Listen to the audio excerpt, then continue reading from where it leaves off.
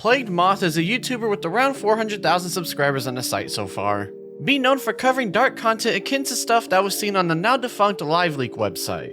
While known for his rather detailed and nonchalant way of presenting his videos, as time went on things started to get a bit weird with the man, as his fascination with this kind of content became a bit concerning to some people, turning things into a much bigger story than one might have thought at a first glance. Shout out to the channel members like always, and if you'd like to support yourself, you can check out my Patreon in the corner or YouTube memberships by clicking the join button.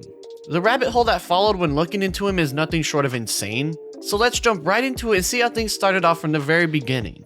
Today's video is sponsored by Aura.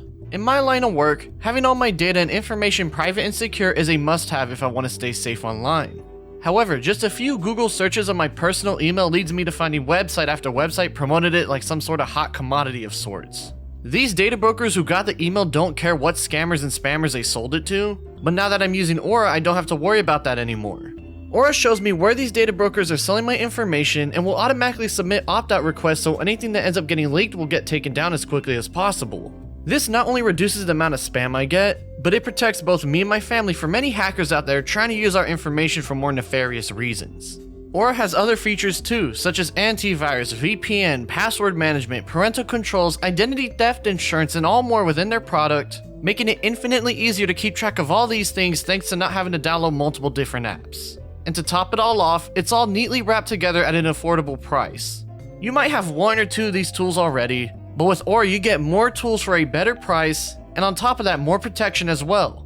I value your privacy just as much as I value mine, so go to aura.com/Lanza in the description or comments below to start your 2-week trial and protect yourself on the internet better than you have ever before. Thank you to Aura for sponsoring today's video. Now let's get right back to work here. Moth started uploading in May 2018, but he wouldn't start to regularly keep up with the channel until late 2020, posting a handful of videos about the social media personality Trisha Paytas alongside other similar content. This content wasn't doing too hot on the channel, but that would change when he uploaded a video about a Russian streamer who froze his girlfriend to death during a live stream, getting around 150k views as of today. He would obviously follow this up with 2 more videos going over the situation, and seeing how this darker content seemed to be working for him, he would go on to post a video about the deep web and get a decent amount of views on that, even coming back to the Russian guy's story after some more stuff came out about him. This change in content would prove to be a very smart move for the man, as Moth would upload his most popular video on the channel covering Ronnie McNutt and his successful attempt on himself, getting 2.5 million views in the process. He would continue down this path of covering disturbing topics revolving around death, such as a video on the infamous Brit crashing into a car in the Bianca Devins case, all but solidifying himself as a content creator for the darker side of the website. This would culminate in an upload going over an infamous video called Funky Town, in which he explains in explicit detail what goes down throughout its playtime. Well, the next scene I can just best describe as not fun, because they gouge his eyes out and flay his face off. Yeah. Hungry? This focus on dark and disturbing content will continue to grow his channel throughout the months, as he clearly found his niche and people enjoyed his more upfront nature when it came to talking about these topics, mainly stemming down to the fact that most videos on YouTube covering stuff like this censors themselves so they could get their videos monetized. However, as time went on, Moth started to get a bit weird with his coverage on his topics, and that would first be seen in his video 1 Girl 99 Stomps Counting with Moth, in which he reacts to a video of a girl getting her head stomped in a nonchalant way and counting the amount of stomps throughout. Oh, this is way higher quality, dude. Damn, goddamn. She's dead, bro. What are you doing? Holy shit, what, are you done? 1, 2, 3, 4, 5, 6, 7, 8, 9, 18, 19, 20, 21, 22, 23, what did I say, like 22? It was a little over 20 stomps. Okay. This tasteless way of producing a video on such a graphic situation akin to a basic reaction channel left some people the bad taste in their mouths, and so they would start to look into the guy to find out more about him and his online antics. The first notable thing would be an ARG he produced in 2022 called the Spectre Project, managing to get only 3 videos in before he dropped it out of boredom or something. He notably uploaded a video pertaining to Chris Chan on the channel in August 2021 before the ARG even started, but that has since been unlisted presumably because it didn't fit the vibe of what he was planning to do with the channel. However, it wasn't YouTube that was of much interest, as his Twitter account had a lot more going on there.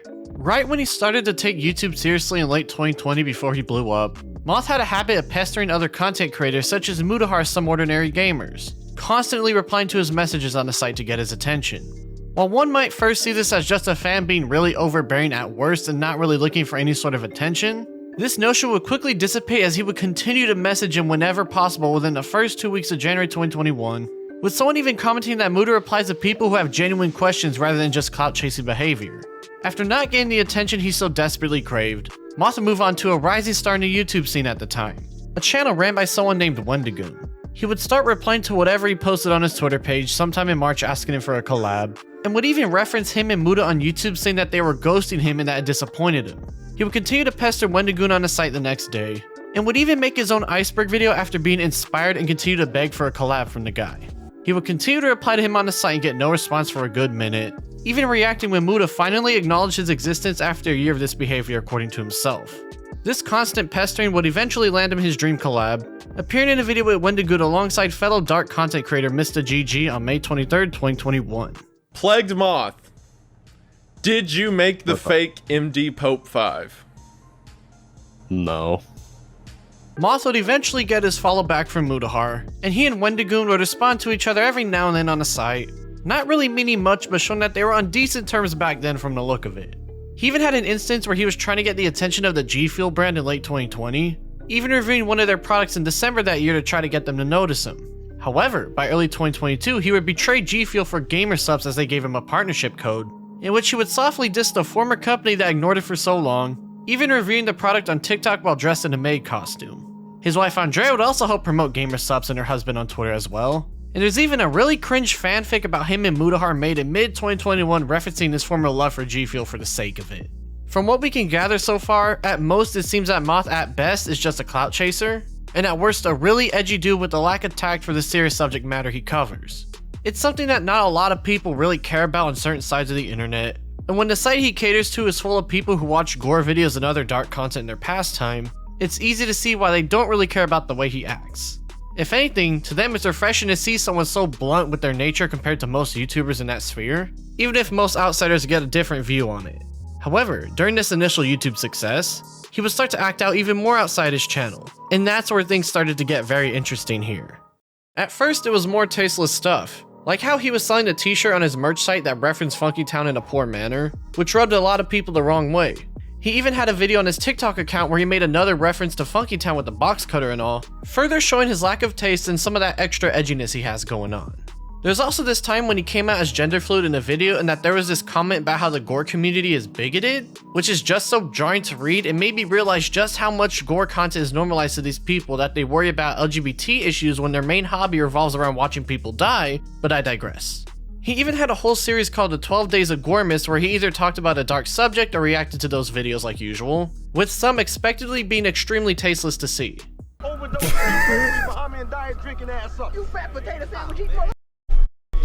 Oh no! Oh! It was by late 2021 where people outside his fanbase started to view him in a bit of a negative light, as the self-proclaimed gore god seemed to be nothing more than a really edgy guy who reacted to people dying for easy internet views. He would even start talking about how his diabetic daughter has issues to garner sympathy from his viewers, but most people outside his fanbase saw this as him trying to use his family to garner sympathy and get more people to donate to his Patreon, with it coming off as very opportunistic of him to do. This notion was further shown as people found a handful of clout chaser replies to YouTuber Wang on Twitter, those which come off with a very similar vibe to the Mutahar Wendigoon ones, albeit more spaced out in terms of the dates they were posted. This growing dislike would culminate in a video made by someone named Jimmy J on him, that which included info like how Moth lied in one of his videos claiming he saw a tape called After School Special, also known as Dig Your Roots, and explained it in graphic detail, only for it to turn out that the tape never existed at all and it was just a hoax by 4chan to call out people who latch on the stories and lie about them for clout. Moth would end up deleting the video off his channel and make a clickbait follow-up saying that he attributed another video that was similar to how Dig Your Roots sounded to that and it was a mistake on his end. Subconsciously and embarrassingly, my mind played telephone with itself, and I took the similar memory and ran it with thinking it was, well, this. Reddit users wouldn't take kindly to him promoting a topic under at best was misinformation and at worst was blatant lying, and so this would only add further to the amount of those that disliked him. Other stuff would be talked about, like how on Twitter he was asking for nudes from his fans, how he has a section on Discord to do exactly that for people confirmed to be over 18, and how he sent in a privacy complaint on another video that Jimmy made on the guy.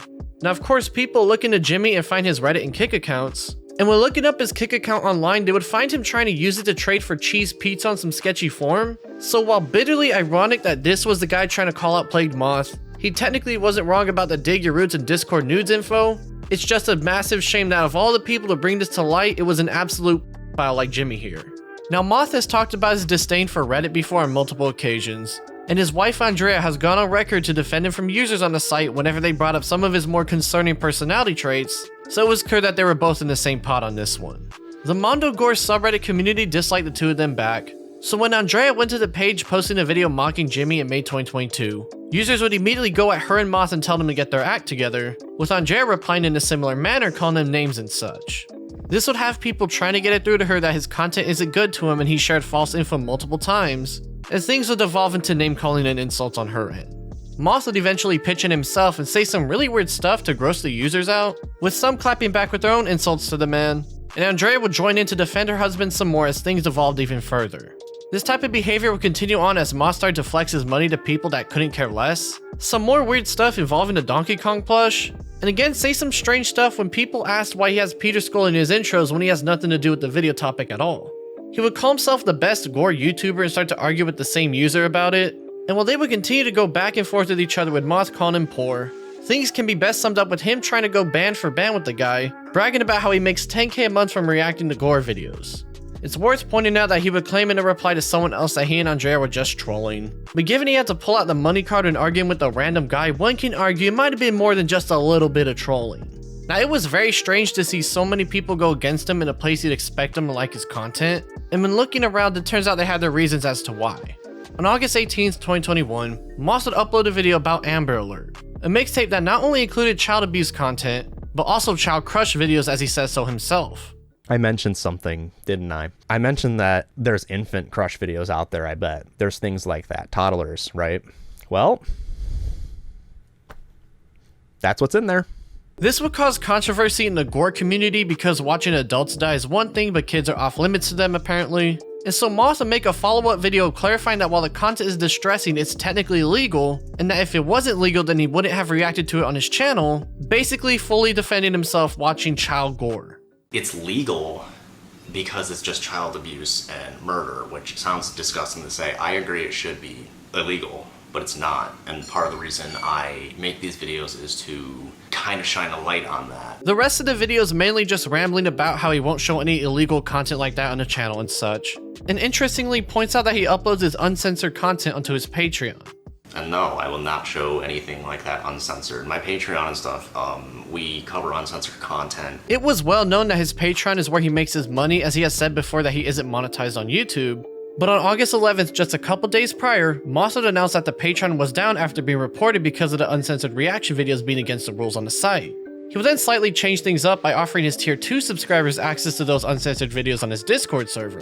However, his Discord server was a Patreon exclusive perk and subjected to the rules as well, basically meaning he was adding an extra step to the process in order to try and circumvent Patreon's recent crackdown on him. That is, if you're tier 2, you're going to get that on your uncensored Moth secret stash list. Things we can't host here on Patreon. There'd be some other miscellaneous things about Moth strewn about as people looked into him, like how his makeshift plushie didn't make it into production, how he had a restraining order placed on him for 6 months way back on October 1st, 2012, his attempts at making music in the past, and trying to start beef with YouTuber critical of the Penguins channel. He was also apparently banned from Taco Bell during some beef his wife was airing out back on her old Facebook account from years ago, which is pretty funny to think about. However, it seemed that his new method of posting his uncensored videos through his Discord server was working rather well, as while he posted an update about his talks with Patreon on September 7th that year, nothing would come of this, and for the next year and a half his beef with Patreon was nothing but dead air. Of course, him sneakily sliding past the rules wasn't bound to last forever, and it was when that moment came that Moth showed himself to be a bit more than just a gore reaction channel. On February 27th, 2023, Moth would make a series of tweets saying that his Patreon was taken down due to targeted harassment and attacks on his gender identity, saying that the Patreon rep refused to investigate properly and alleged that the reason people were attacking him was because they wanted to affect his family, posting a subscribe star link for people to donate while still softly implying that it was his gender identity that led to this. He would then continue to try and play up Patreon being discriminatory against him to garner sympathy and say that they're going to pocket 10k that they don't deserve to have. He would eventually release a video on YouTube about the matter the very next day, in which he says that the issue is because he didn't re-verify his identity on the site after they made a few changes to their rules. And why?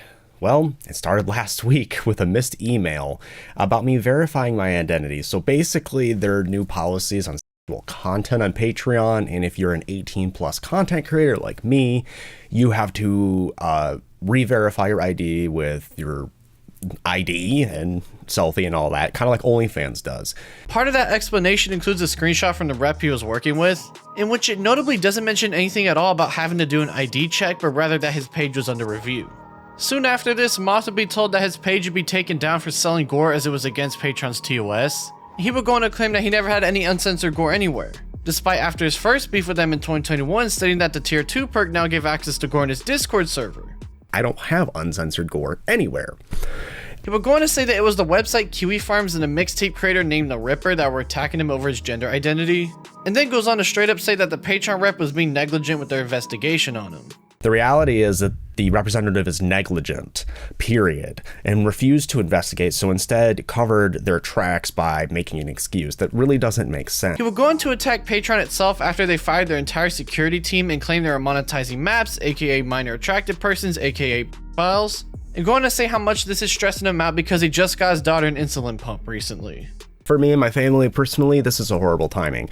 I just put down over $5,000 for my daughter's insulin pump. She is a type 1 diabetic. She's insulin dependent. The rest of the video would be him asking people to keep up with the news, that he won't get a normal job because reacting to gore is a job in his eyes, and that hopefully Subscribestar will follow through after he signed up for that website. Nobody knew at this time who reported the Patreon, but it would turn out that it was YouTuber That Creepy Reading, as he would come out on Twitter and admit it was him while saying it had nothing to do with his gender identity. Moth would end up launching a livestream later that day going over TCR's recent admittance, saying that he never had a channel that posted gore in a server at any point in time while scrolling through each and every channel, and that the people who are in the adult channels are verified by their ID so nobody underage is in them. He would even go for a screenshot that was allegedly taken recently of the uncensored links for his tier 2 Patreon subscribers. He would claim that it was old based off one of the videos in question being part 1 of a series of his. This is old.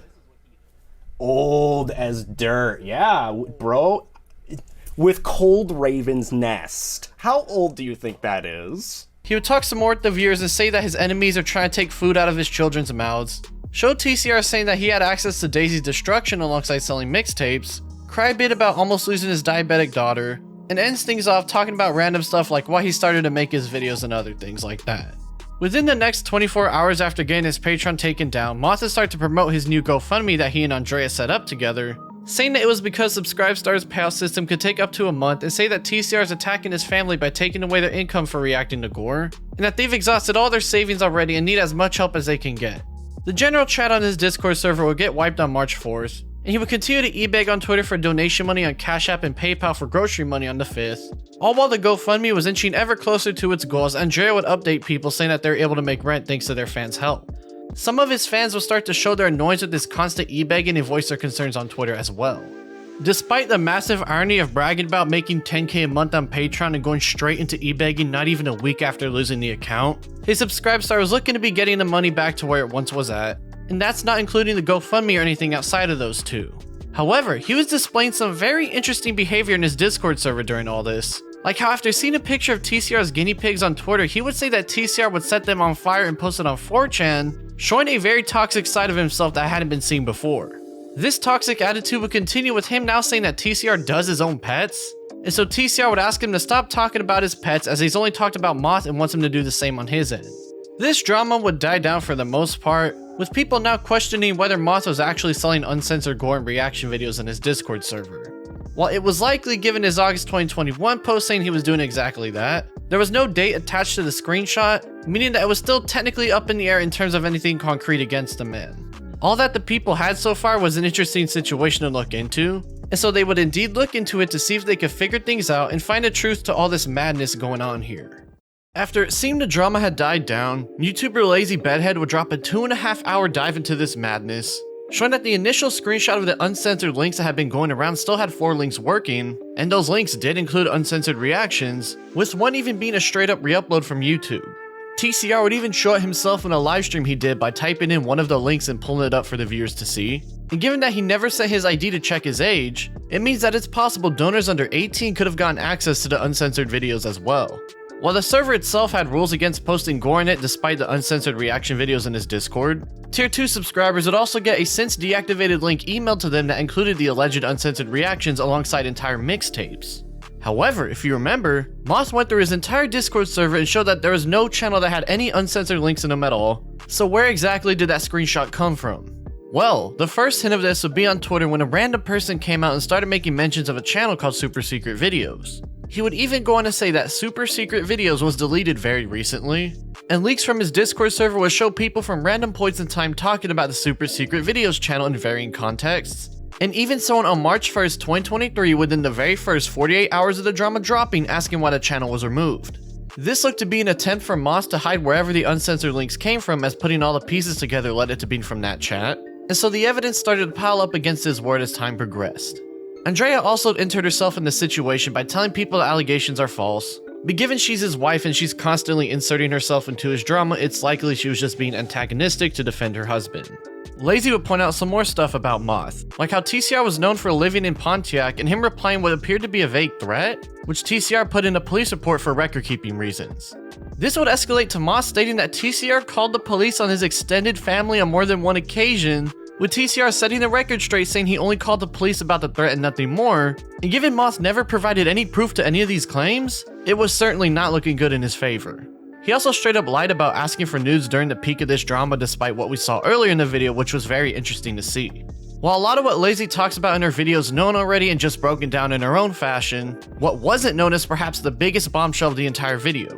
It all falls back to when TCR claimed that Moth had access to Daisy's destruction, a CP video created by the aforementioned Peter Scully where he does unspeakable things to some underage girls, including one as young as 18 months old.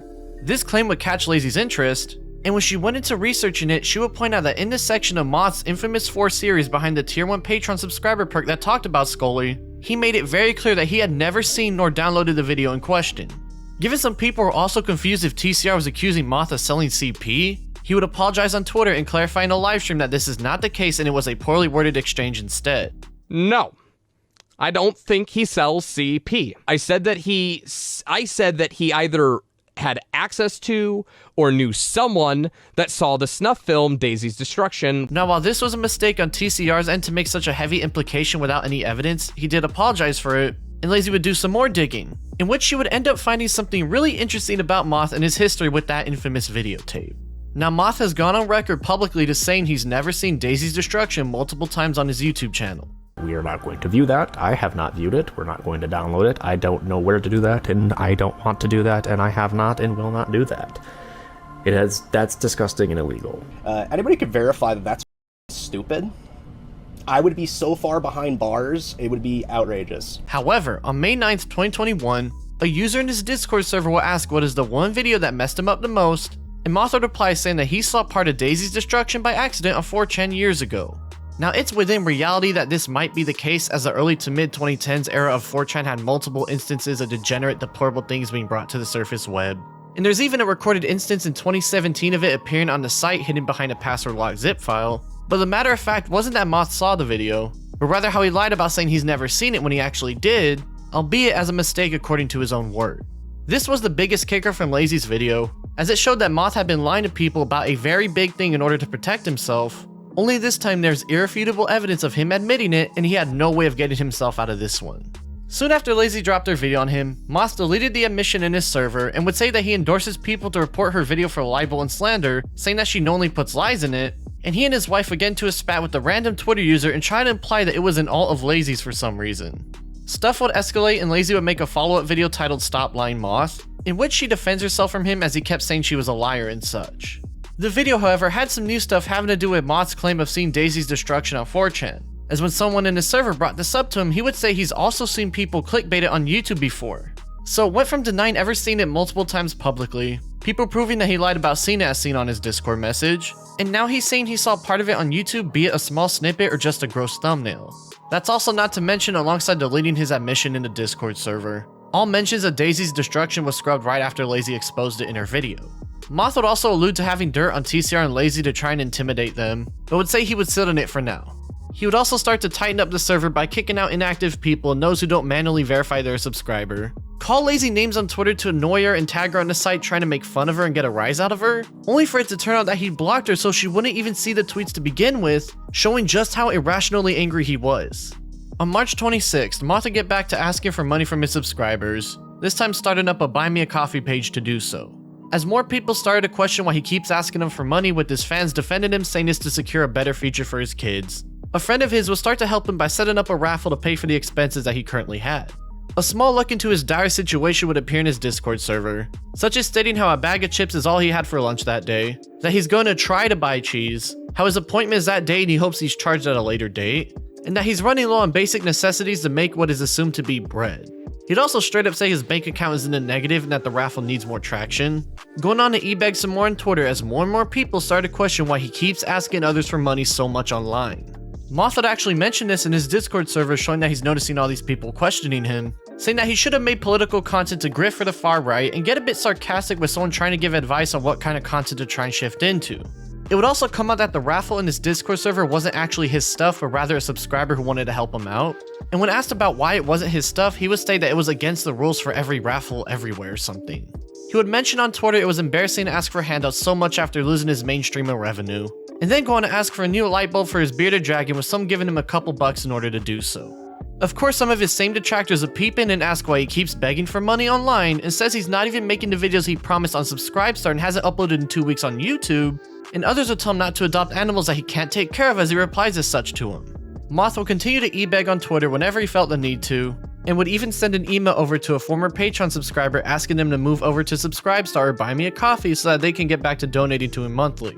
He would even try to hit up Makeship again to get another potential plushie run, but given how his last venture went, it was a complete shot in the dark.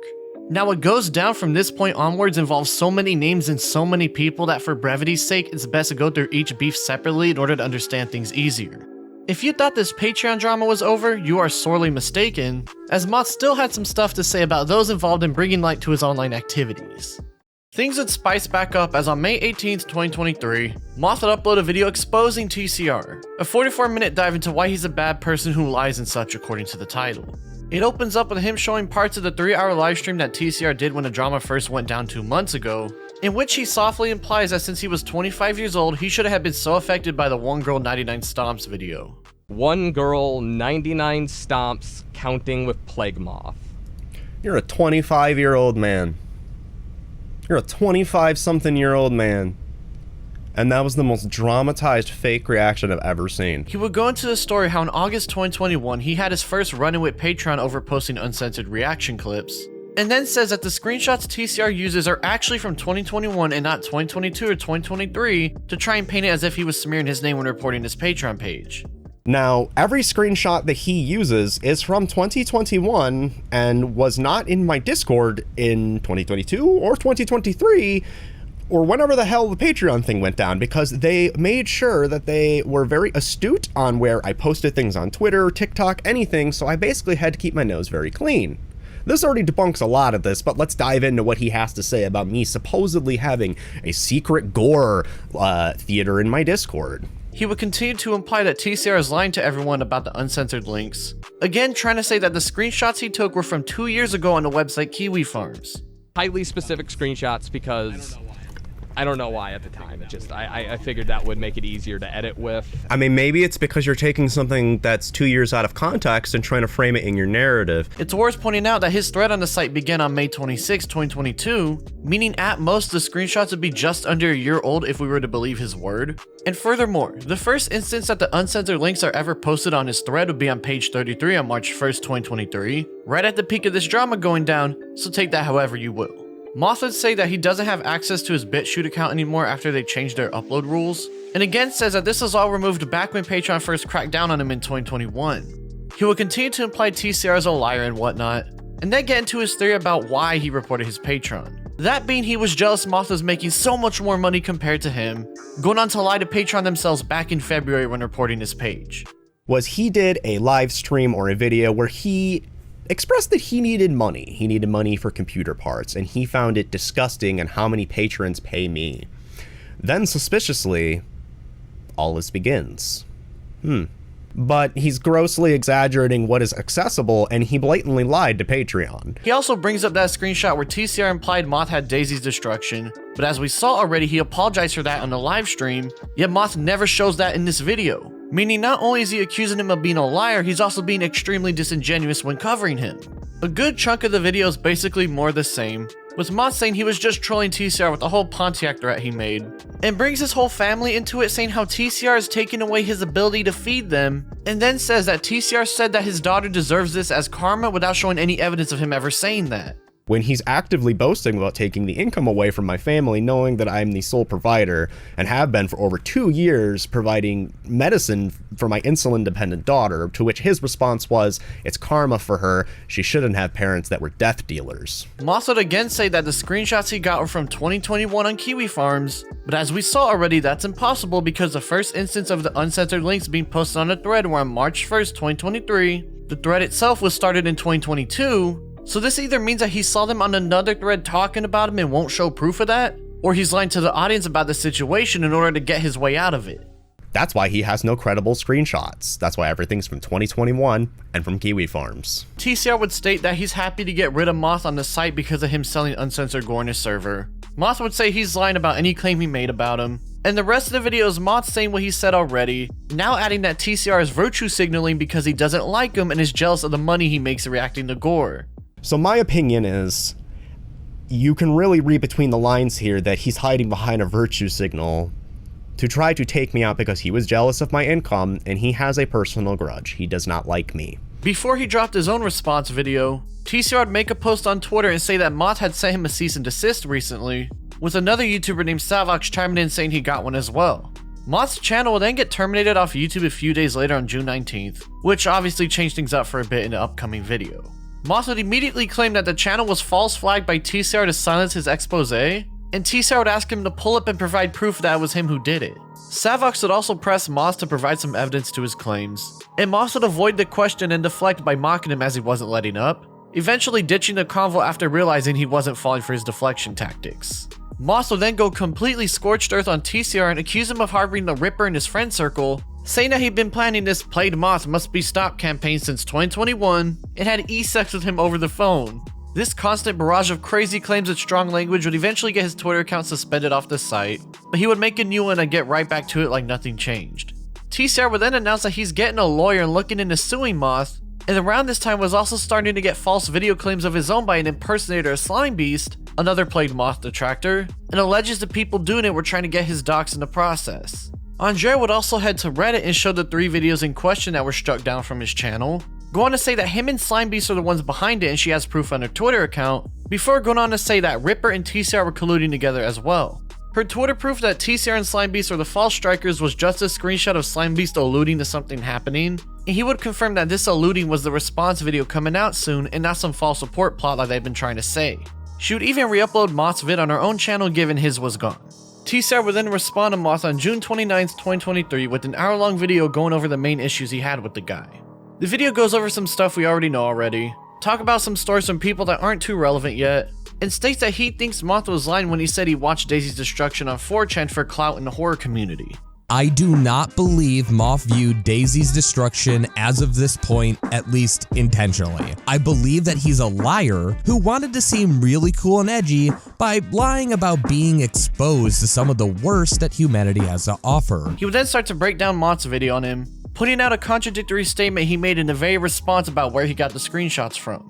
Moth will repeatedly use the word allege over information that he knows to be true. For example, he asserts that I allegedly got into a server, but then goes on to claim that actually I got all of my screens from Kiwi Farms. So here's the problem. How would you get into the server that was invite only via Patreon, or I would have to invite you when I never heard of you? But then you donate $5 allegedly and get access to this grotesque theater of gore. That's why he has no credible screenshots. That's why everything's from 2021 and from Kiwi Farms. This is in spite of the fact that I literally paid for his Patreon using my main account, and he's literally seen these receipts and was the person who banned me from his server, so I don't know why he's saying that I was never there, unless it was to double down on the idea that I just lazily took info from the farms. TCR would go on to say that he and Lazy Bedhead asked Moth to provide the audit logs to prove that the Super Secret Videos channel was deleted back in 2021 during the first Patreon fiasco, but Moth would go on to mock the idea of providing them the evidence by saying that they're a Kiwi Farms user and that he's already proved his point way back when he did his livestream back in March. He would go on to point out that Moth says a lot of stuff without providing any evidence, and brings up the example how he posted his screenshots on Twitter first before Kiwi Farms users posted it on their site, saying that Moth could easily prove him wrong but doesn't do so simply because he's a liar.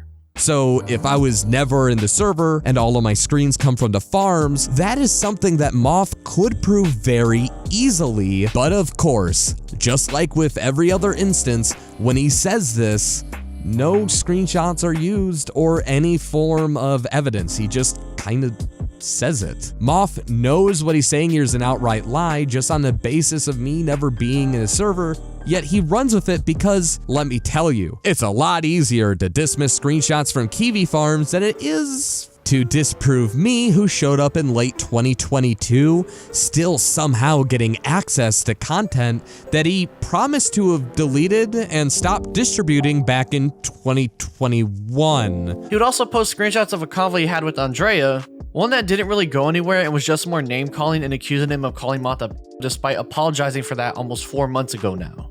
After the video dropped, Andrea would try and twist the story, now saying why didn't TCR report the links to Discord itself instead of Patreon, and also accuse him of not posting their DMs, when TCR literally did in the video itself, and she was grasping for any straw she could try and find to villainize him. Also, after months of Moth claiming that he deleted the Super Secret Videos channel back in 2021, TCR would get an official screenshot from the audit log showing that he actually deleted it on February 28, 2023, right when this drama first started. You can tell so because the logs say it happened last Tuesday and February 28th was on a Tuesday in 2023, and Dwayne the Glock Johnson made a post on March 1st, 2023, the very next day after he noticed it was gone, meaning that this can't be from August 2021 as Dwayne's message would be from way back then instead. Weeks have passed of miscellaneous stuff like TCR getting a second false copyright claim on his channel by whoever this random person is, and Moth on his second YouTube channel claiming that TCR and friends are posting a trailer to Daisy's destruction on Twitter without showing any evidence of that. He would also end up getting his channel back up on YouTube on July 19th and taunting his main detractors in the process.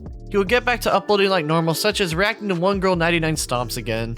But then on July 27th, TCR would show that Moth tried to file a copyright claim on a video about him but failed, claiming that the usage of the term "my story" was similar to claims made by the Slimebeast imposter that's been false striking him.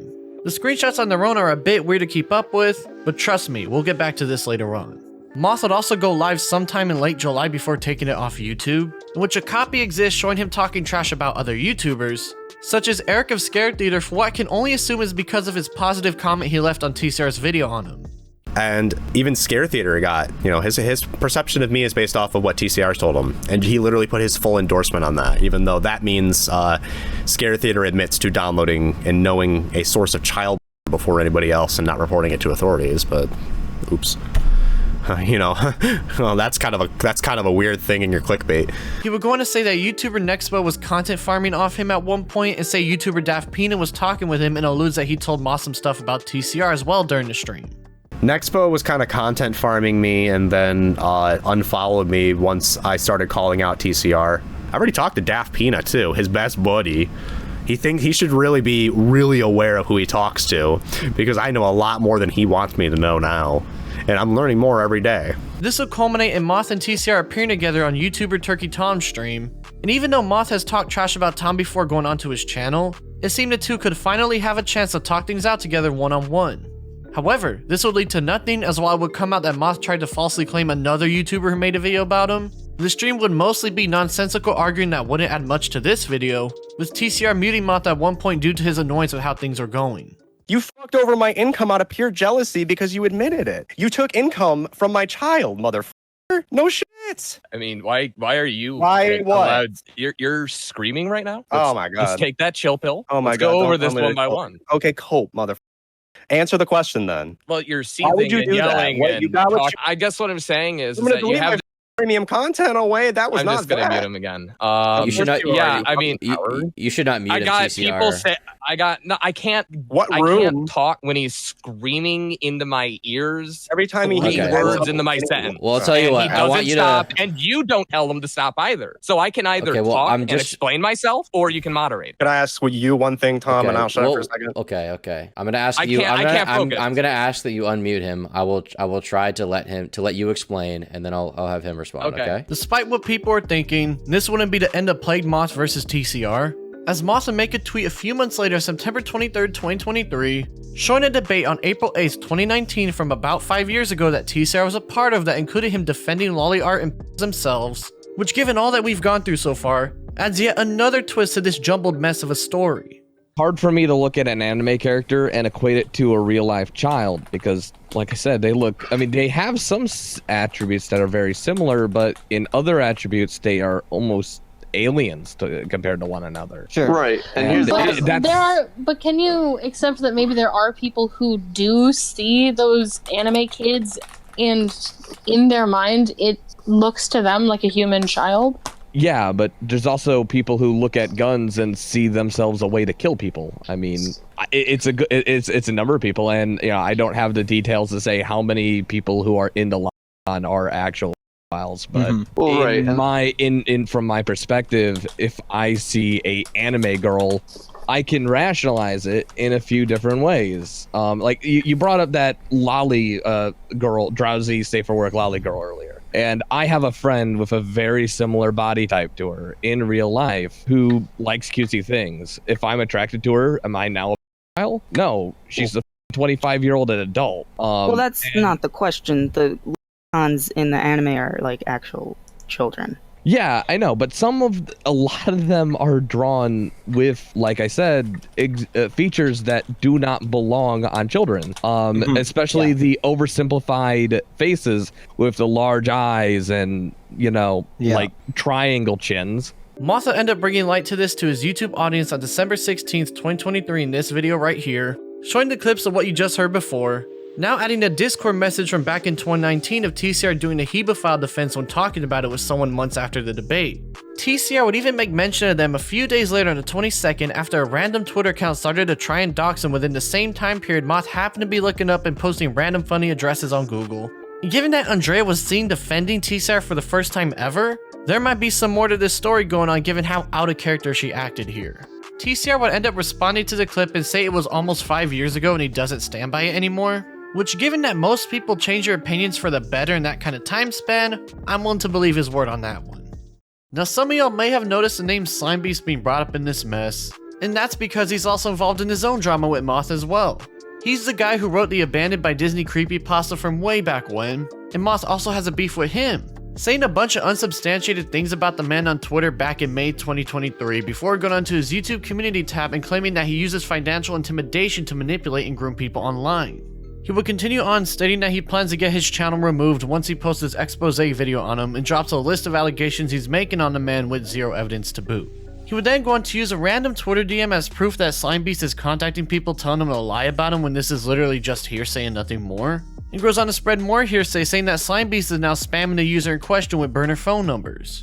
A few days later, Moth would drop his video on Slimebeast on May 27th, 2023, opening it up, stating that they're all just allegations made against the man and that the accused is innocent until proven guilty, before jumping right into it. The first piece of evidence that Moth brings up against the man is a random thread from a website called lolcow.farm, in which two anonymous users talk between each other and Moth implies that one of them is Slimebeast without actually showing any proof to this. This was the fangirl that got knocked up.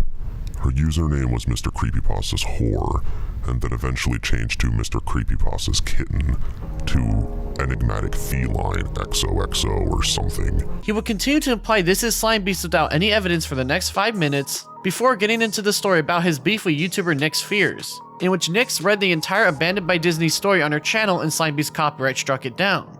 Moth would not only accuse him of abusing YouTube's copyright system, which trust me will become very ironic down the line, but also being transphobic because of Nyx Fears' identity and going on a harassment campaign against her, even gloating in a video after getting her very own taken off the site. Claiming she took it directly from his channel, and he made an immediate video gloating about it and admitting he made transphobic comments calling her a man, which he has since hidden. However, we have acquired this video, and I will now play the audio. Dear May, by the time you see this, if you ever see this, it's likely that you've already received a DMCA notification. So why exactly did I take this action? Well, as you know, May, your comments on the video were full of Nightmind fans who are mad from a previous issue, randomly making accusations of homophobia, transphobia, racism, different things like that against me. Moth would then talk about an anonymous content creator that claimed Slimebeast got his phone number without showing any evidence of that, before getting into his biggest story next. He would go on to imply that Slimebeast was a pedophile as he favorited an art piece on DeviantArt from years back showing a young-looking NSFW image, and another of a girl he implies is underage. Does have a preferred body type. His excuses in chat remain, as well as over 500 witnesses to the event. To make matters worse, there is also a photo of a real girl who appears very young. On May 23rd of 2023, I discussed this matter on a live stream to which attended. That livestream he talked about included Slimebeast defending himself in chat, and Moth would go on to explain further what happened there. But under the pressure from the audience, he eventually cracked and admitted that, I quote, the child was 13. He would later change this story to say it was a cell photo of a 20-year-old woman. But the problem lies here. According to the subject was allegedly 20 in 2012. But he had been following her since 2005, favoriting images and obsessing over her. Doing the math, it makes sense now why he said she was 13. Because this would be the age that she was when he began to follow her, and perhaps by coincidence, he also made his account around the same time as she did. He would then play a clip of the two arguing, but it's more the same, so it's not that important. Go on to say that he was the only Slimebeast in that YouTube chat, claim he was trying to financially intimidate them during their stream, and then sums things up as the video ends. He tried to victimize the wrong people and is being exposed for who he truly is. A hateful, miserable incel who has stalked a child for 18 years. Excused his indulgence of lockdown with claims of body hair, and bullied victims into silence. For legal reasons, this is all speculative and allegations until he's proven guilty. The very next day on the 28th, Slimebeast will upload a response video to try and clear his name. First, going over the implication of him being a and saying this about the situation. This photograph showed a downward angle of an adult model. Plagued Moth decided that this girl had to be 15. If Plagued Moth had done even a moment's research before launching into accusations of pedophilia, he would have seen other photos of that exact same model, and since they aren't at a downward angle, they clearly show that she was an adult. Plagued Moth also made the claim of favoriting what he called. He then showed a drawing of a demon girl. Again, this was one favorite out of 500. The funny thing is that this is a self-portrait of the adult female artist. She drew this of herself. He would then get into the instance where he admitted the person was 13, and he says he thinks it was a fan of Moth that made an impersonation account and proves that it wasn't him who typed it out. One of Plagued Moth's fans registered an impersonation account in my name. This fake message was posted at the exact same time I posted a real one. Plagued Moth put the fake account forward as if it was real, and he continues to do so to this very day. Further, the account has been inarguably proven to be fake due to the fact that my real account has an option to block it.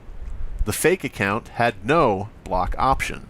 The reason for this is that you cannot block a deleted account, and whoever made the fake account impersonating me immediately deleted it after posting. He would go on to explain that if someone uses his work word by word for their own profit, that he will DM say no matter who and what they are, and refute the claims that Moth made against him when it came to the Nick Sphere situation.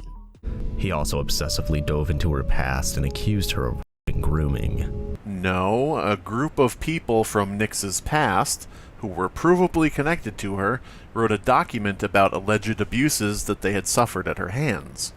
I was sent this document, and I made a video signal boosting the victims. He'll go over some more stuff like how Moth is addicted to the internet by showing how much he tweets online, talk about other things Moth pinned on him throughout the video, and shows his bewilderment that Moth pinned a bunch of anonymous messages onto him without any proof of backing it up, while also cracking some jokes as well. Additionally, it should be noted that... Wait a minute. There is one post here that's not written by Anonymous. 2 days ago, someone named Plagued Moth wrote, "Hi, it's me, the Gore God himself, Plagued Moth from YouTube." Slimebeast would then get into that video clip that Moth played of him bragging about taking down Nick Spheres' one, in which he shows that Moth deliberately clipped it to misrepresent the situation at hand to his audience. Oh, Slimebeast DMCA'd the video because he doesn't like negative reviews, but... So why exactly did I take this action? Well, here's the actual footage, uncut. Now, I know what you're thinking. Oh, Slimebeast DMCA'd the video because he doesn't like negative reviews, but no. Your review was positive. You said in your review that you liked the story, so not liking negative reviews can't possibly be the reason. He would get back to the claims that Moth made against him and point out that they aren't underage like Moth implied in his video. Also saying that Moth continued to lie about their exchange to his viewers. And even posing an argument that she's not human. And then he goes back to peppering in lies because that was never an argument I made. Unfortunately, the audio for that segment of the stream was lost due to a poor internet connection. This is yet another lie. Unfortunately, he forgot that he has his Kick stream up, still to this day, and the Kick stream has the audio perfectly intact. He would of course show that the audience isn't lost given the Kick stream's existence and that Moth lied to his audience again. And talk some more about the person who pretended to be him in the comments and say that Moth knew this was a fake account and that he lied about this part in his video on purpose. Slimebeast will break down the situation that Moth said he was stalking the 13-year-old girl, saying that both the person pictured and the photographer were in their 20s and that he was lying again. Model in photo, in her 20s, in 2005. Photographer, in her 20s, in 2005. Never said photographer was 20 in 2012. Plague Moth is just wholesale making up shit at this point. He would then point out that the reason he interacted with the post to begin with wasn't because of any nefarious plot, but because it was promoted on the front page of DeviantArt way back in 2005 and he was congratulating them for the achievement. I logged into DeviantArt, I saw this photo on the front page, I talked to the artist who seemed like a cool person, and I ended up favoriting the image. The artist, by the way, being the photographer, who is a different person from the model. He claims that Moth lowered his audio purposefully so he can't talk over him better on stream. Points out how Moth keeps pushing lies against him in the video. Like how he claimed he interacted with fans weirdly when it was actually friends at the time alongside the money screenshot. Actually, I posted a screen cap of my PayPal account in response to him saying, "Guess what? I'm making money right now off the dead and you can't stop me." Attempting to use his money and power as leverage to intimidate. The projection never stops with this guy. He would then defend himself about the Daisy's destruction claims by pointing out the 60 Minutes interview had it blurred out so he knows what's obviously on screen, and then alleges that Moth himself had a copy of it at one point in time as the video ends. Maybe I know that there's illegal imagery on the screen because it's goddamn blurred out, you dumb. The point being that in your trailer that you made, you cropped this blurred section out. Maybe because it wasn't blurred on your copy, and you needed to crop out the illegal imagery. Now that claim is a very serious one to make, and when looking back on Slimebeast's channel, he actually uploaded a video talking about this allegation just a few days prior on May 22nd. To give a quick rundown, Moth made a trailer for the Patreon exclusive Infamous 4 series that included Peter Scully, the creator of Daisy's Destruction, as one of the topics. In that trailer, he cropped out the initial intro, not showing anything that was going on below it. Now when questioned about this, Moth said he got it using the web browser DuckDuckGo, more specifically the images section, as he implies so by stating, "Who said anything about using footage from anything or a news report?" However, the Infamous 4 trailer he made contains moving footage in it and people point this out, so Moth would change his story, now saying he pulled it from the 60 Minutes interview that showed the same part within its runtime as seen by the matching text. Now the 60 Minutes interview had it blurred out already, which had Slimebeast begging the question, why did Moth crop an already blurred out sequence? Well, Slimebeast would crop the Infamous 4 trailer and the 60 Minutes interview to get them as close as possible, and would show in his investigation that the very bottom of the 60 Minutes interview you can barely see the blur still, whereas in Moth's trailer the blur can't be seen.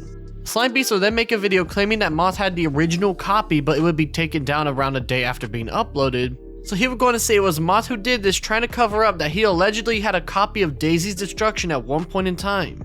It's worth pointing out that the evidence itself is very flimsy given the crop has such a tiny area and room for mistakes are very easily possible, but that still doesn't line up with him first claiming it was from DuckDuckGo before going on to say it was from 60 Minutes, so who knows what the truth to this here is. After the video he made refuting Moth's claims about him, things weren't over just yet, as Slimebeast would make another on June 7, 2023 showing that Moth sent him a cease and desist letter to him, with him showing it off for his audience to see as he read it out loud for them to enjoy. On June 22nd, he would upload another video accusing Moth of false reporting his Twitter account, in which he shows that the tweets in question that got him taken down all had mentions of Moth in them.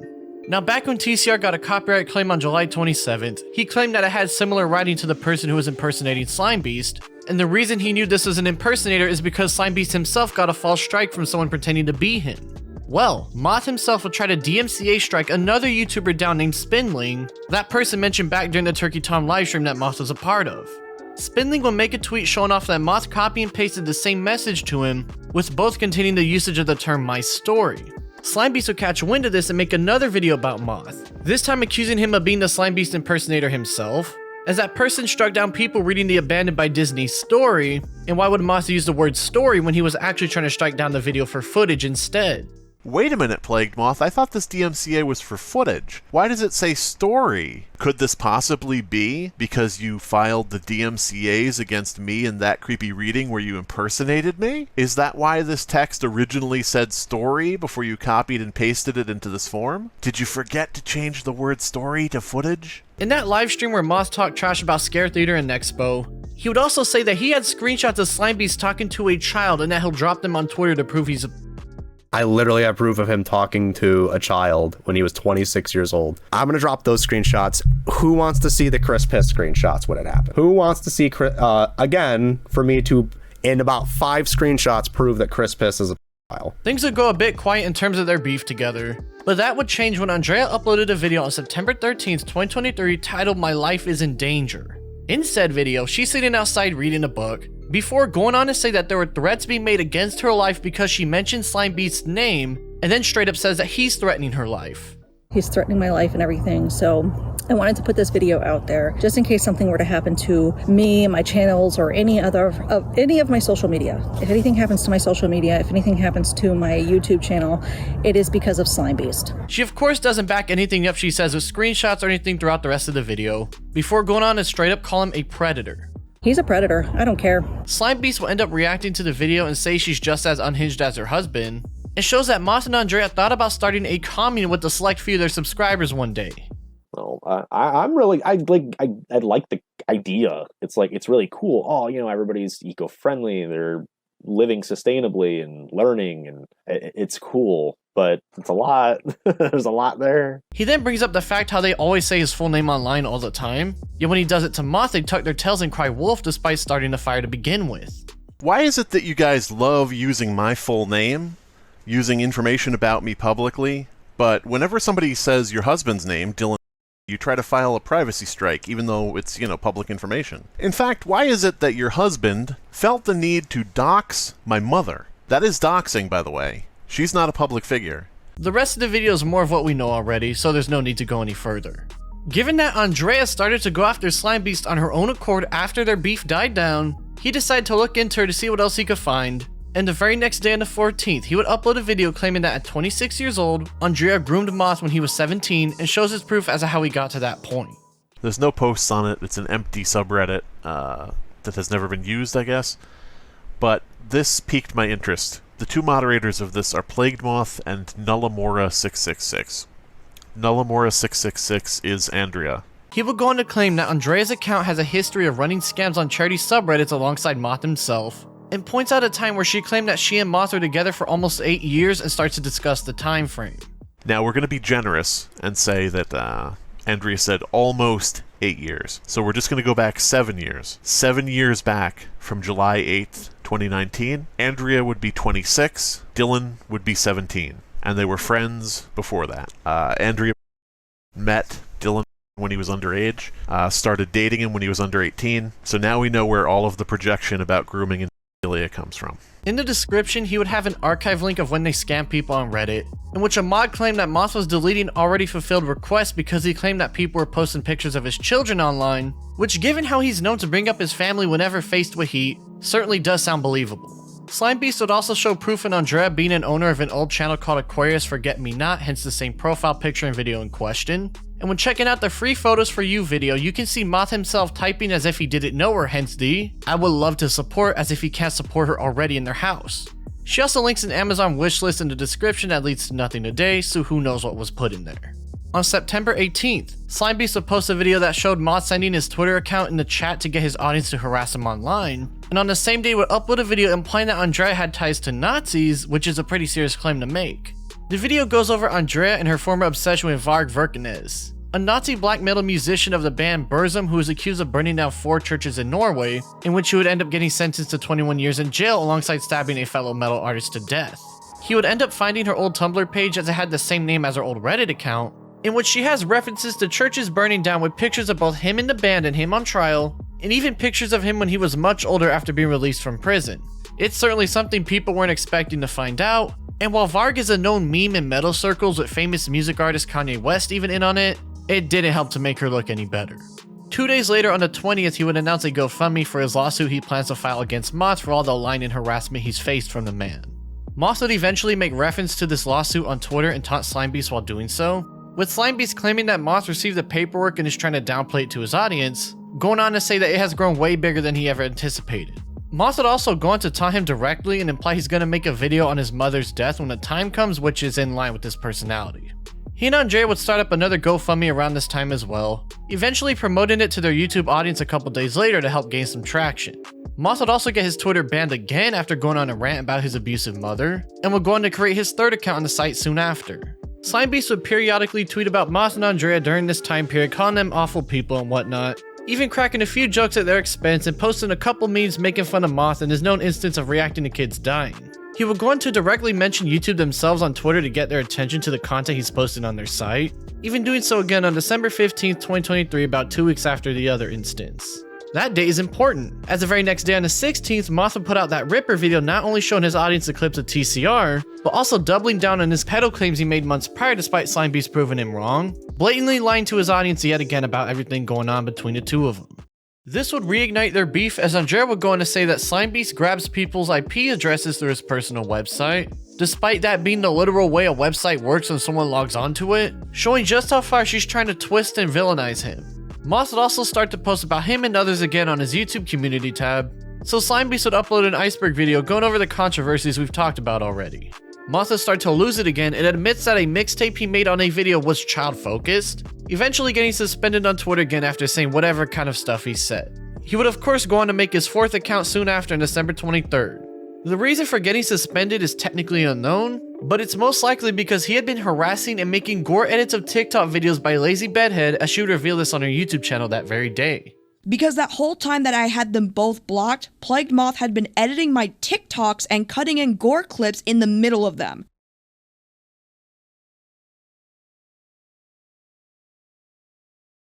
Moth would continue to taunt those that opposed him, such as uploading a trailer of his parody narration of Abandoned by Disney on his 2nd channel December 27.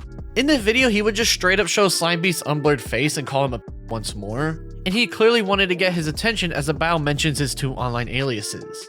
On December 29th, a user in the Some Ordinary Gamer subreddit would make a post asking him to cover some random topic, and in turn this would end up with Slimebeast and Andrea arguing with each other in the replies down below after Moth's name was brought up. This would end up with Andrea admitting that she met Moth when he was underage at 17 years old, though now adding that they started dating when he was 18 around 2 PM Central Time. Around 2 hours later at 4 PM, Moth himself uploaded a video saying that Slimebeast is saying Andrea groomed him because they started dating when he was 18 and she was in her 20s, despite Slimebeast actually making this claim because they met when he was 17, slightly twisting the story to fit his narrative before it grew too big to control. Is spreading a narrative that my wife groomed me because we began dating when I was 18 and she was in her 20s. Moth would go on to state that there was no grooming at all, also going on to talk about Varg and Burzum and claim that he was the one who got Andrea into black metal, and that once he found out about his politics, he immediately stopped supporting his music. Given their whole dating situation started over a decade ago, it's not really worth looking into, but she did admit she met him when he was 17, so take that however you will. Slimebeast would also upload a reaction video to Moth's, but it's nothing we haven't seen already, so there's no need to dive into it.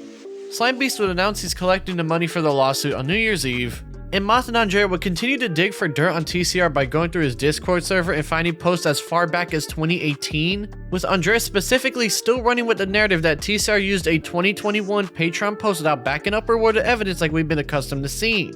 Slimebeast will also ask someone to leak his Abandoned by Disney reading the next day so he can mess with Moth some more, and Moth would again get banned on Twitter once again for whatever reason it was. On January 28, 2024, Moth would go on to file privacy complaints against his biggest detractors, that being TCR, Lazy Bedhead, Spinnling, and Slimebeast, sending a handful of complaints to everyone in an effort to take down as many videos as he could on their channels. Moth would soon come back to Twitter for the 5th time after sending in these complaints, but then just a few days later on the 21st, Turkey Tom would make a video talking about the recent censorship attempts, leaking some DMs he had with the man back in September 2023. The first would be Moth trying to epically own him about something TCR said and his apparent relationship with Daft Peanut and Tom being confused as to what's going on. The next is Moth complaining about Tom's etiquette during the stream and that he tried to dogpile on him unfairly, mainly just complaining because it made him look bad, before skipping to the recent privacy complaints and Moth stating that he defends and hangs around as the conversation devolved into paranoia and the same accusations we've been seeing. Things would take a turn as former friend and collaborator and the guy who was the first to expose EDP445, Cold Raven, would enter the ring, starting up a whole 4.5-hour livestream talking about Moth. Thankfully, we don't need to dig through this entire movie, as he would upload a video showing off new evidence to the public. That would show him making NSFW jokes to someone Raven claims is a minor in the general chat of his Discord server. Raven would back up his words, showing them with the minor tag in their name talking about NSFW topics throughout his server, calling out Moth's hypocrisy for trying to smear TCR whilst letting the same thing slide in his own server. Raven will even go on to claim that the minor was a moderator as well, showing her with the server role that he claims was for junior mods of the server that could only mute but not ban people. Moth uploaded a response video about the situation that is mostly just him making unsubstantiated claims about Raven now that he's calling him out for his internet activity. He's also taken the video down due to what he said was his community wanted him to stop interacting with drama content, with a screenshot of the dislike counters showing their growing discontent with these kind of videos. Raven would react to it and say things like how he has a bunch of recorded evidence from years about Moth and such, and at one point shows Moth acknowledging the minor herself in DMs and says she was underage and ditching the assistant role because of that. Raven would even play out an old clip of Moth making a really crude joke that had a familiar vibe to what was going on here. Dude, I talk to 5-year-olds like that. I educate everybody about necrophilia. Now during all this, Andrea herself had gotten her Twitter account suspended for whatever crazy stuff she said, and she would upload a video on January 24th trying to drag the names of other people into this mess, like Scared Theater for not believing them over the other people, for example. She would still try to say that TCR is lying about them when everyone knows by this point that's not the case, and he apologized for the things he got wrong in his initial exposure a year ago. It says that Cold Raven is on TCR's side of the story and is trying to attack Moth, also still saying that Slimebeast is a and TCR is as well.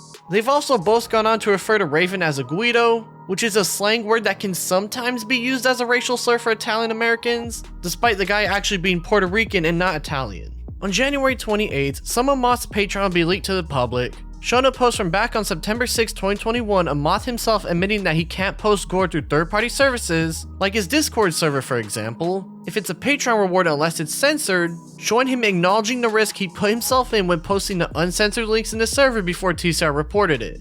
On that same day, 2 unlisted YouTube videos will be found from him, in which Slimebeast actually posts a handful of these clips on Twitter and upload a video on YouTube the next day, so let's play a few together to really understand what goes down in them. Let's look at exactly how respectful he is to, I don't know, somebody getting hit by a train.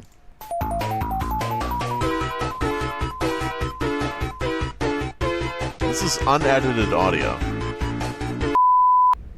He's dead. Oh no, Plague Moth disrespected the dead. Okay. And what are you going to do about it? There is uncensored videos on my Patreon, but I also have videos that are just Patreon exclusives that aren't, like regular true crime, the infamous 4 docuseries and things like that. I'll maybe make a more official post on the Patreon tomorrow, as well as send out more uncensored content to you guys. I'm building a drive so you can basically watch a Netflix of gore, and yes, I have all my links, so I've been giving uncensored content can't be posted to the Patreon. I give it to 2-tier patrons. If you're in the Discord and you haven't gotten the uncensored list yet, you can ask a mod and they will have it.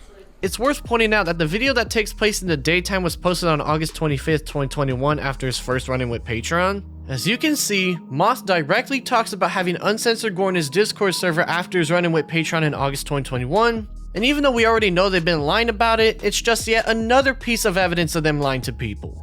It's not exactly shocking to see any of this coming out from him, but this was bound to leak out sooner than later, so it is what it is at this point.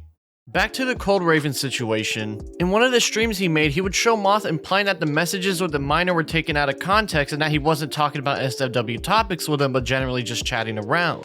However, when a random person questioned if he was talking about NSFW topics with a minor or not in a video comment, Andrea would come in and say that he wasn't messaging any of that to anyone at all and go on to heavily imply that the image is fake, but as we just saw, Moth admitted they were real but out of context, so one of them here is lying to people yet again. It's funny because there's an argument to be made in Moth's favor that he was just being weird and nothing more, but the constant lying and mixed messages going around from each of them just makes the story that more suspicious to keep up with. Raven would show another screenshot about the minor situation, in which Moth says that the message implying he was taking Mod away from the minor in DMs was actually a public message he put out and they just happened to be speaking when he made it. At this point, the story seems to constantly change over and over again and it's becoming a headache to keep up with. But Moth has gone on to admit in the comments on the post from Andrea that he only says wild stuff like that in general chat, which at the very least shows that Moth is willing to say irresponsible and weird things when underage people are around him, so take that however you will. The minor herself has also gone on record to say that she didn't believe Moth was being pedophilic or anything like that when speaking with him, which is worth pointing out. I actually agree with that. I don't think Moth was trying to hit on a minor or something. Everything we've seen so far just shows him to be a bad faith, edgy person with not much of a filter. Don't get me wrong, it still doesn't make it any better, but unless something crazy like Moth talking in DMs with the minor one-on-one about this kind of stuff comes out, I don't think he's a predator like some people have been trying to say. Alongside finding out that Moth sent Turkey Tom, the guy who's given him the most leeway in this entire situation so far, a false privacy complaint on a live stream that he agreed to be a part of with TCR back in August 2023, he would end up replying to the claims Cold Raven made against him in a new video on February 8th, 2024. The video starts off with Moth calling Raven a cokehead, before going on to softly imply that Raven is a pedophile because he claims he doesn't check the ages of the partners he contacts online. Conversations over the phone with him, starting by him telling me how he has interactions with these people over Instagram and brings them into Discord calls and stuff.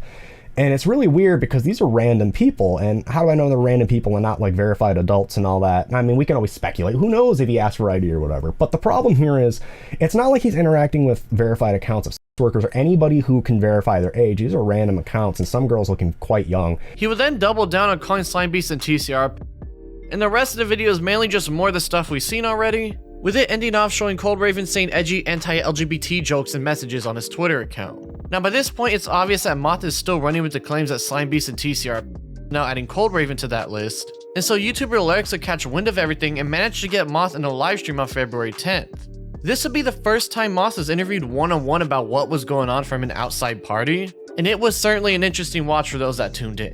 Now the first 2 hours of stuff we already know about and nothing worth going into, with the only thing worth noting is that Moth took back his implication that Cold Raven was a pedophile.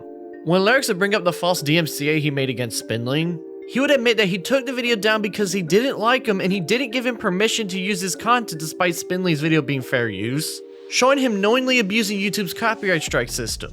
It wasn't just a matter of you not understanding the copyright system. You also said a quote to him that falls on my lack of education of how copyright system works. But that's not true. You did know. And this was your explanation you gave to YouTube. What I'm saying is, or what I was saying rather, to Tom too, is like, again, because like right now I'm being told that I apparently don't know how it works. It's basically just agreeing with it to move on with it. I did believe I was doing the right thing, but sure. I mean, I do own that content. I did not give consent for that content to be used. So you don't have to give consent for content. There's fair use. What I'm saying is, I did not approve of him using my content in his videos. Yeah, you don't have to give, like, you react to videos for a living. You should know this better than.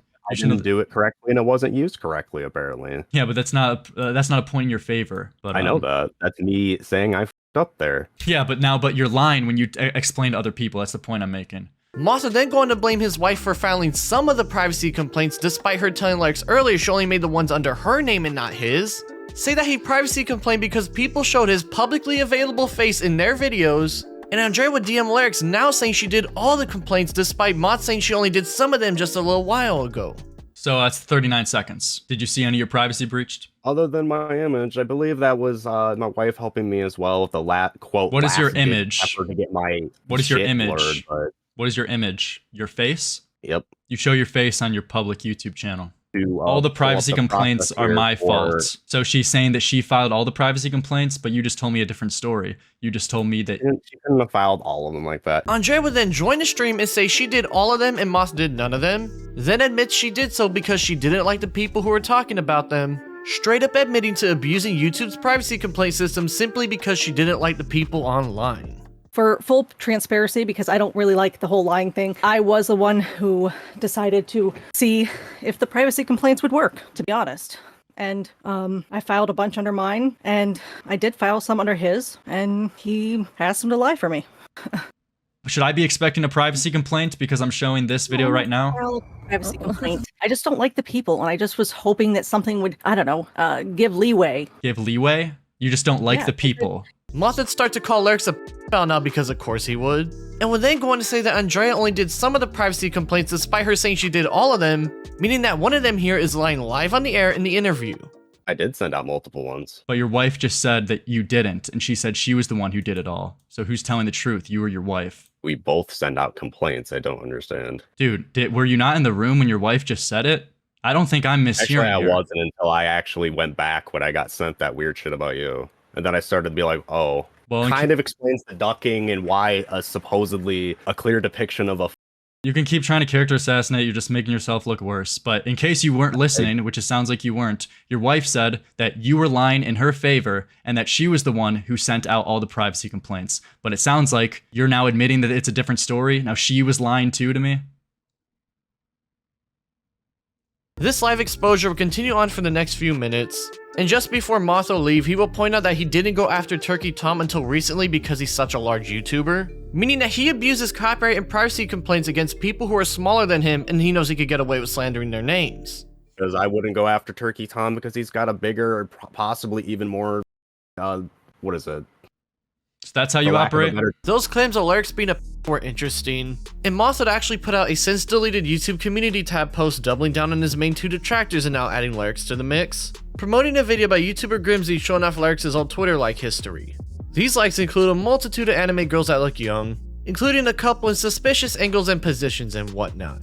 Lerix was 18 at the time and is a huge anime nerd as he has a channel called Roshan that's literally just full of anime reviews, so it would make sense why he was liking all this stuff at the time.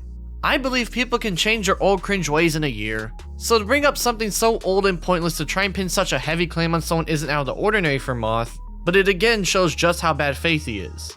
Lerix had also leaked DMs with Moth showing that he admitted to reviewing an anime called Arrow Manga Sensei at one point in time, an anime known for having a 12-year-old in suggestive clothing and positions.